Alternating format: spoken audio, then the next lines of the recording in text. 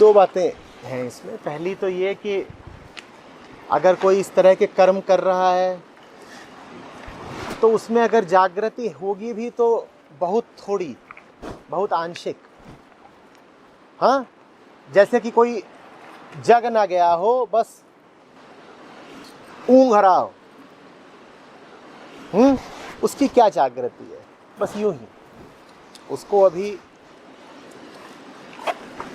मुक्ति मिली नहीं है। और दूसरी बात और ज़रा याद रखनी होगी, ये सब जो तमाम बाबा लोग पकड़े जा रहे हैं उनसे थोड़ी सद्भावना भी रखनी होगी। माया, अविद्या, ये हल्की ताकतें नहीं होती, ये किसी को भी नचा देती हैं। अच्छों को इन्होंने नचा दिया तो फिर बाबा लोग क्या चीज़ है? दोनों बातें याद रखना। पहली तो ये कि जो इन चक्रों में पड़ जाए वो या तो अभी सोया हुआ ही इंसान है या फिर उसकी जागृति है भी तो बहुत आंशिक, बहुत हल्की। ये पहली बात। कायम है। हो सकता है हटना शुरू हो गया हो सकता है उसका अहंकार आम लोगों की अपेक्षा कम हो गया हो, पर है अभी भी बहुत घना है अंधेरा। तो ये पहली बात। और दूसरी बात, अहंकार को पूर्णता से हटाना आसान भी नहीं होता।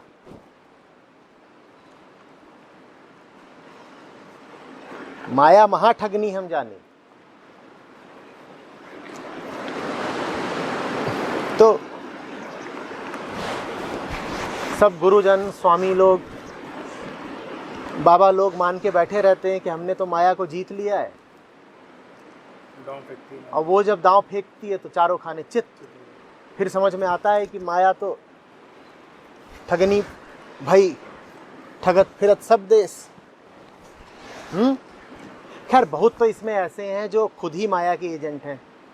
वो तो ये मानते भी नहीं कि उन्होंने माया को जीत लिया है, वो तो सीधे सीधे माया के गुलाम ही हैं। पर कुछ ऐसे भी हैं जिन्होंने शायद एक गंभीर ईमानदार कोशिश की भी हो कि अध्यात्म में उतरें, दूसरों को भी रास्ता दिखाएं, पर वो भी माया देवी की भेंट चढ़ गए। अच्छा, इसमें प्रारब्ध भी होता है, उनको शायद भुगतना था। प्रारब्ध तो एक ही है सबका, प्रारब्ध क्या अलग अलग है?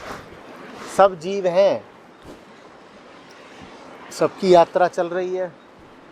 अब ये नदी बह रही है छोटी, इसकी अलग अलग बूंदें तुम्हें लगता है कि अलग अलग यात्राएं कर रही हैं, तुम कहोगे सबका अलग अलग प्रारब्ध है, पर क्या प्रारब्ध? सबका एक है। वो अल्पकाल के लिए देखो, थोड़ा सा देखो तो ऐसा लगता है कि सब बूंदों की यात्रा अलग अलग है। कोई इधर को बह रही है थोड़ा, कोई उधर को बह रही है, कोई चट्टान से टकरा करके छिटक गई है। तो अगर दृष्टि सीमित रखोगे तो लगेगा कि सबकी यात्रा अलग है, सबका प्रारब्ध अलग है। थोड़ा सा व्यापक करके देखोगे तो सबकी एक ही तो यात्रा है, क्या अलग अलग है? कौन सा इंसान है जो पैदा नहीं हुआ, कौन सा इंसान है जो मरेगा नहीं? और अगर पैदा होना और मरना समान है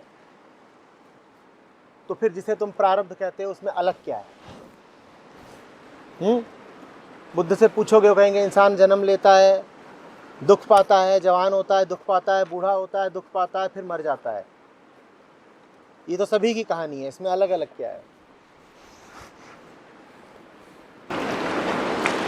बहुत पास से देखो तो अब ये थोड़ी सी यहाँ पे हरियाली है, ज़रा सी घास, उसका तुमको पत्ता पत्ता अलग दिखाई देगा, क्योंकि बहुत ज़्यादा करीब जा कर के बहुत संकुचित तरीके से देख रहे हो। और थोड़ा हट के देखो, दूर होके देखो तो बताना वो जो हरियाली है उसमें कुछ अलग अलग दिख रहा है क्या? पीछे देखो, सब एक ही है, क्या अलग है?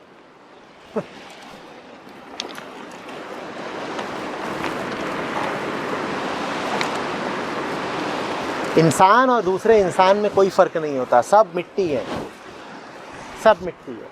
भेद ये नहीं है कि एक घट दूसरे घट से अलग है, सब घट एक बराबर है।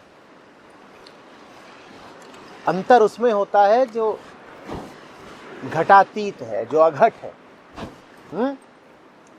तुम कहो आदमी औरत में अंतर होता है, कोई अंतर नहीं होता, सब प्रकृति है। तुम कहो आदमी बच्चे में अंतर होता है, हटाओ।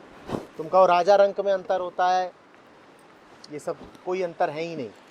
हाँ, तुम कहो 1000 साल पहले के आदमी में और आज के आदमी में अंतर है, ये कोई अंतर नहीं है। यहाँ तक कि तुम ये भी कह दो कि आदमी और जानवर में अंतर है, तो वो भी कोई अंतर नहीं है। वहाँ वास्तव में कोई भेद नहीं है, भेद तो एक ही है।